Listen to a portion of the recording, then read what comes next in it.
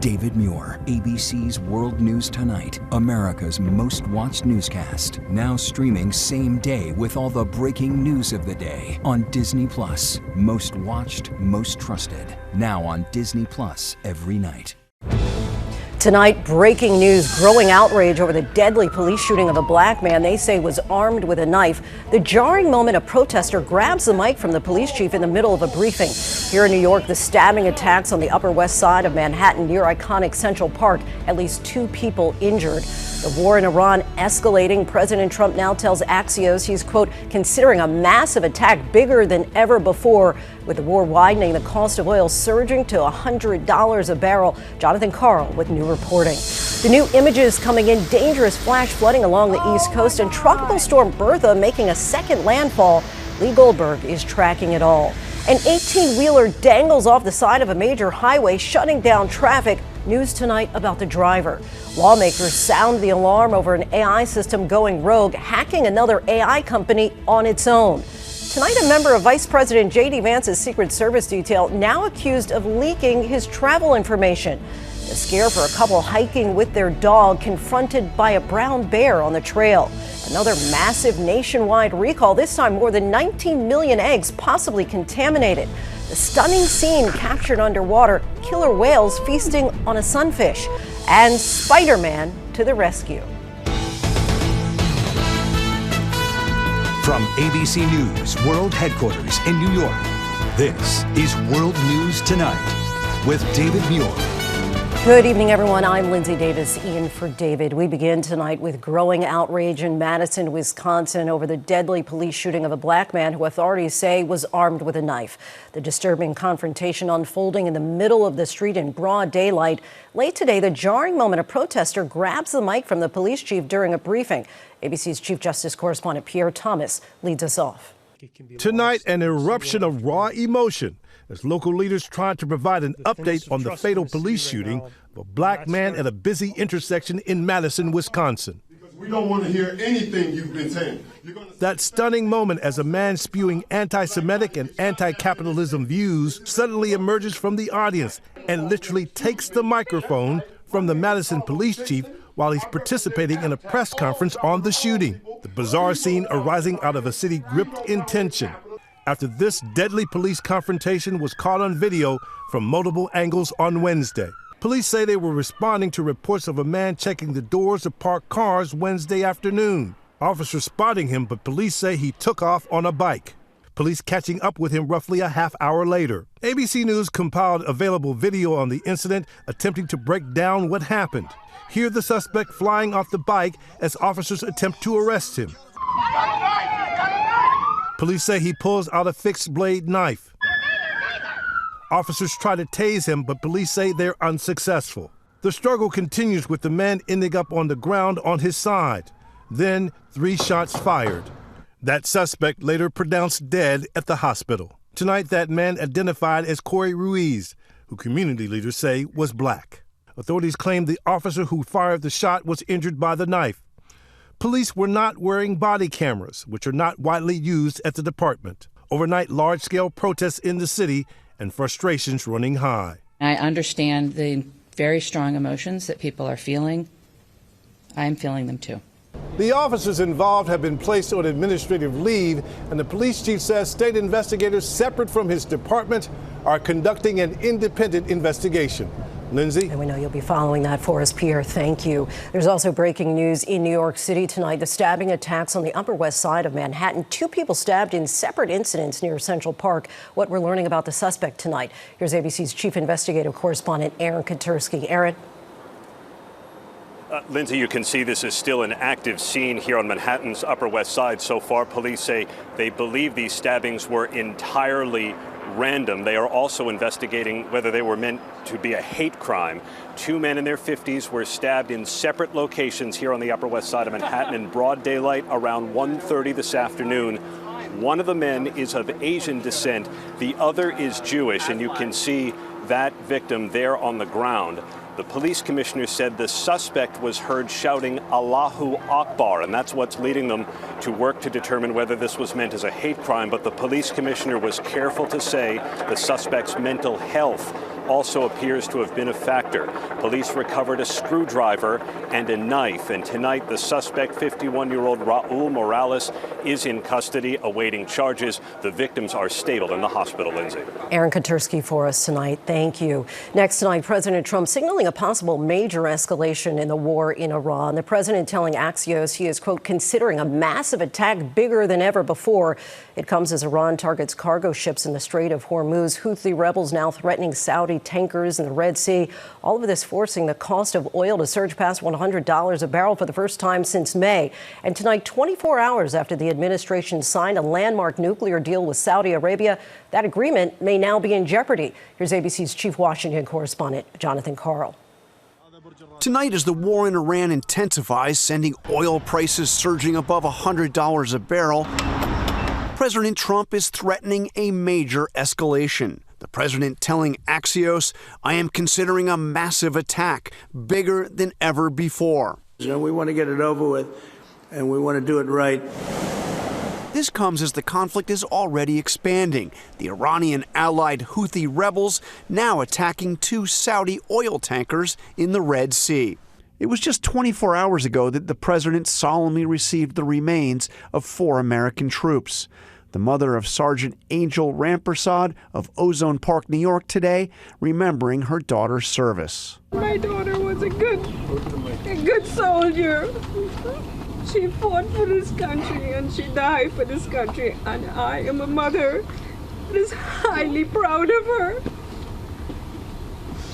And I know she was really focused on what she was doing. She loved it. The administration vowing Iran will pay. I saw Arachi, their foreign minister, who the other day say or something about their policies, an eye for an eye.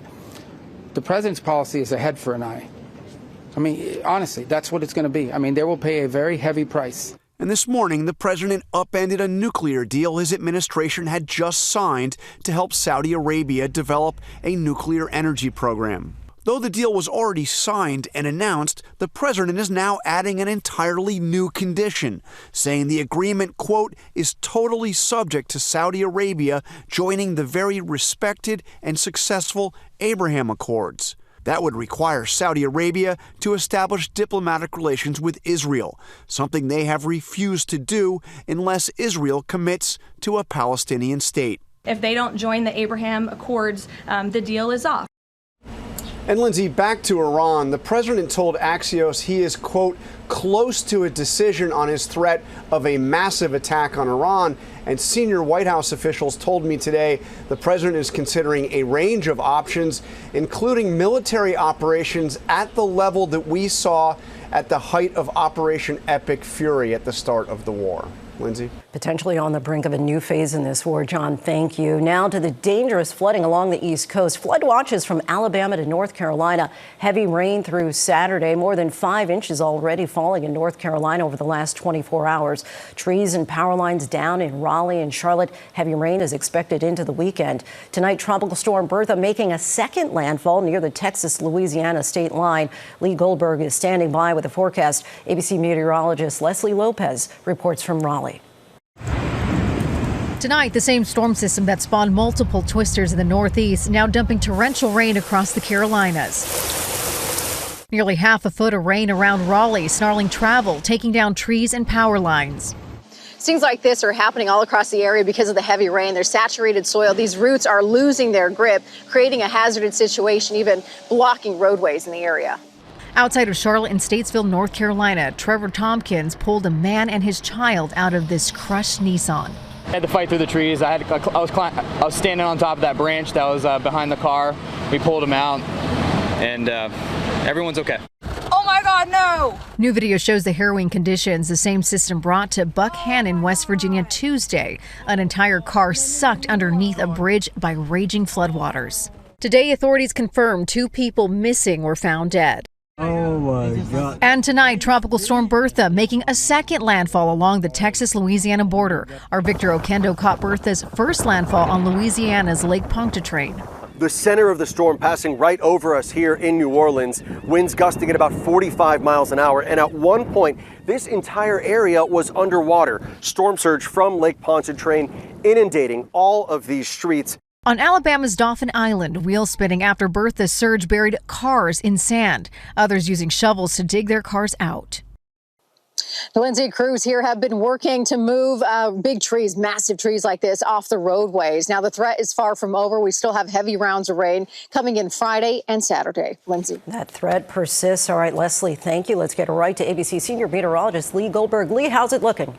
Lindsay, we have a brand new flash flood warning. That's for Asheville. Waves of soaking rain moving across North Carolina, nearly a half foot of rain, and 2-inch-per-hour rainfall rates are possible at least through Friday night. This front is really hitting the brakes in the Carolinas. That means rounds of showers and thunderstorms across the southeast into the weekend. Eastern North Carolina probably taking the brunt, an additional 4 to 6 inches of rain before drying out on Sunday. To Bertha, you heard about the second landfall. It's technically still a tropical storm with 40-mile-per-hour winds, but it falls apart tonight as it moves inland over Texas. It's been a lopsided storm, very heavily weighted to the south with heavy rainfall south of the center. That means locally heavy rainfall for parts of South Texas before it dries out tomorrow night. Lindsay? Some active maps there, Lee. Thank you. Now to a chaotic scene on a highway near Houston. 2 18-wheelers colliding, sending one off an overpass, shutting down part of an interstate, leaving traffic backed up for miles. Here's ABC's Trevor Ault. Tonight, the terrifying scene outside Houston, a multi-vehicle crash sending a tractor-trailer plunging off a major highway, dangling over the edge. The trailer nearly vertical in the air, the cab slamming onto the ground below. Reporter Tammy Rose from our Houston station KTRK over the scene. The semi that is dangling off the freeway, and I didn't see anyone inside the cab. Authorities say 2 18-wheelers collided on the Katy freeway around 11 a.m., officials shutting down the roadway for hours. It's my first time ever seeing anything like that, and it was very scary. I've never seen anything like that in my life. Crews using heavy tow vehicles, carefully stabilizing and removing that dangling big rig. Could have definitely been a very serious accident. Could have been a lot worse than what it was. Fortunately, that we had only minor injuries today, so that was definitely a good thing. And Lindsay, incredibly, the driver of that semi that was dangling over the edge of the freeway was awake and breathing, according to officials when they got there. Truly an unbelievable scene. Lindsay? Glad to hear he's okay. Trevor, thank you. Next tonight, an alarming incident raising concerns about the dangers of artificial intelligence. OpenAI says an advanced system being tested went rogue and hacked another AI company on its own. The incident is fueling calls for stronger safeguards as AI systems expand at a rapid pace. Here's ABC's Elizabeth Schulze. Tonight, lawmakers are sounding the alarm and calling for a so-called kill switch that would allow federal authorities to stop artificial intelligence after the company behind ChatGPT revealed an unprecedented cyber incident. OpenAI says 2 of its advanced models went rogue, breaking out of a security test last week, accessing the internet, then hacking into the systems of another company, AI startup Hugging Face. What the model actually found was a vulnerability in OpenAI's infrastructure. It comes as AI models are quickly advancing, raising concerns they will break free from human control, like a scene from a sci-fi movie. Open the pod bay doors, Hal. I'm sorry, Dave. I'm afraid I can't do that. Back in 2023, our Rebecca Jarvis asked OpenAI CEO Sam Altman about the possibility of his AI models escaping. The model itself, can it take the place of that human? Could it become more powerful than that human? It waits until someone gives it an input. This is a tool that is very much in human control. Lindsay, that bipartisan legislation introduced today would authorize the Homeland Security Department to slow down or stop an AI system that has the potential to cause catastrophic harm. Lindsay? Elizabeth, thank you. Next tonight, a shakeup in Vice President Vance's Secret Service detail. An agent assigned to protect Vance is now under investigation, accused of leaking information about his travel. Let's get right to ABC's Jay O'Brien. Jay, what's this all about?